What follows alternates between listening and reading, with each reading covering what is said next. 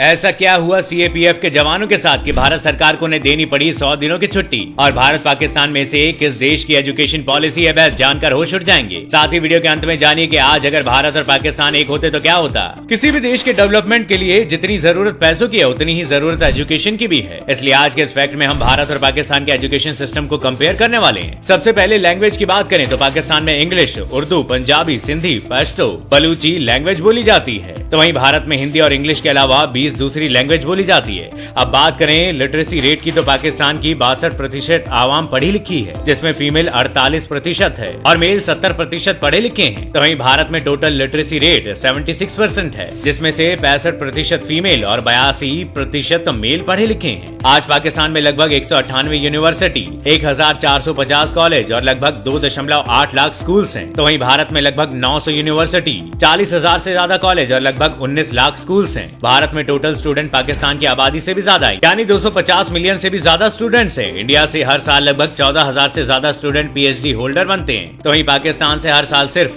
2,000 PhD holder बनते हैं। भारत में हर 25 स्टूडेंट पर एक टीचर है, तो वहीं पाकिस्तान में 47 स्टूडेंट पर एक टीचर है। वहीं भारत के नागरिक बड़ी बड़ी कंपनियों में सीईओ है, तो पाकिस्तान का कोई भी नागरिक किसी बहुत बड़ी कंपनी में सीईओ नहीं है। वैसे आपको इन दोनों देशों के एजुकेशन सिस्टम में कौन सा बेहतर लगा, हमें कमेंट करके जरूर बताइएगा। नंबर 4, आज अगर भारत और पाकिस्तान एक होते तो क्या होता। वैसे जिस मेंटालिटी के साथ ये दोनों देश अलग हुए थे, उसी मेंटालिटी के साथ भारत में मिलकर रहते तो आज हमें बहुत नुकसान होता, लेकिन आज हम सिर्फ फायदों की बात करेंगे। सबसे पहले तो दोनों देश की आर्मी बहुत स्ट्रांग होती है, जिससे चीन और अमेरिका भी डरते हैं। और दूसरी सबसे बड़ी बात कि दोनों देश की क्रिकेट टीम दुनिया की सबसे मजबूत क्रिकेट टीम बनती, क्योंकि दोनों ही देश में एक से एक महान क्रिकेटर्स हुए हैं। यही नहीं, अगर अलगाव नहीं हुआ होता तो आज कश्मीर जैसा कोई मुद्दा भी नहीं होता, जिससे हमारे डिफेंस बजट के पैसे को डेवलपमेंट में यूज किया जाता, जिससे भारत देश आज और ज्यादा डेवलप होता। नंबर 3, हम घरों में चैन से सोते हैं, क्योंकि रेगिस्तान की तपती गर्मी से सियाचिन के जमा देने वाली ठंडी तक हमारे फौजी भाई, जिनके घर वाले उनके आने की टकटकी लगाए रखते हैं, लेकिन फौजी को छुट्टी नहीं मिल पाती। लेकिन अब सरकार एक ऐसी नीति लाने जा रही है जिससे सीएपीएफ के जवानों को साल में कम से कम 100 दिनों की छुट्टी सिर्फ इसलिए मिलेगी ताकि वो अपने परिवार के साथ क्वालिटी टाइम बिता सके, जिससे उनका काम को लेकर स्ट्रेस भी कम हो। क्योंकि हाल ही में किए गए एक सर्वे में बात सामने आई है कि ज्यादातर फौजी स्ट्रेस में होते हैं, जिसका सबसे बड़ा रीजन है कि उन्हें कई बार परिवार से मिले सालों हो जाते हैं। इस सर्वे में फौजी कहते हैं कि उन्हें जान की चिंता तो है नहीं, लेकिन परिवार से मिलने का मन हमेशा करता रहता है। आपको बताते चलें कि फिलहाल सीएपीएफ के जवानों को साल में 75 दिन छुट्टी का कोटा मिलता है, जो कई बार पोस्टिंग लोकेशन की वजह से मिलता भी नहीं है। दोस्तों, भारत सरकार के इस नए कदम और फौजी भाइयों की हिम्मत के लिए एक लाइक और कमेंट और शेयर तो बनता ही है।